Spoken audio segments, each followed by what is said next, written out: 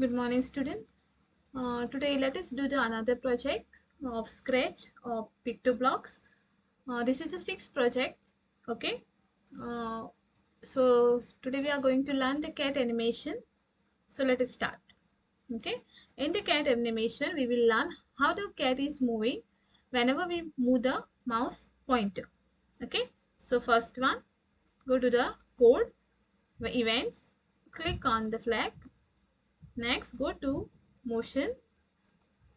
Go to x0 and y0, point in direction 90 degree. Okay, and the turn 15 degree. Okay, so today we will make next one is the block. Okay, we know how to make the block. So today we'll make first block will the move cat forward. Move cat forward. Okay, we'll not use the input over here, so there's no need of input. So this is our block. Okay, we'll give the code for this 10 step to move. Okay, we'll make the another block. We require one more block, that is move and move and bounce on edges. Okay, so here also we don't require any input, so we'll use this. Okay, then we'll use move cat forward. When the move cat forward, what will happen if the cat is touching the edge, it should bounce. Okay, it should bounce. So again we'll copy, if it should happen again and again, so we'll use this same command, same block. Next we'll make one more block here. Okay, next block, handle keyboard control. So we'll use the keyboard control here to move cat. Okay, so this is our third block. We'll use cat. When cat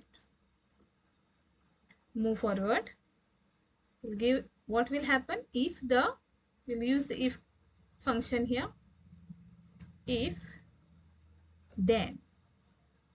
Okay, if then, use the key space. Okay, we are using the keyboard here, so we are using the space bar of keyboard to control the cat. Okay, next it should change the costume. Okay, so here costume is under looks. It should change the next costume and it should point towards the mouse pointer.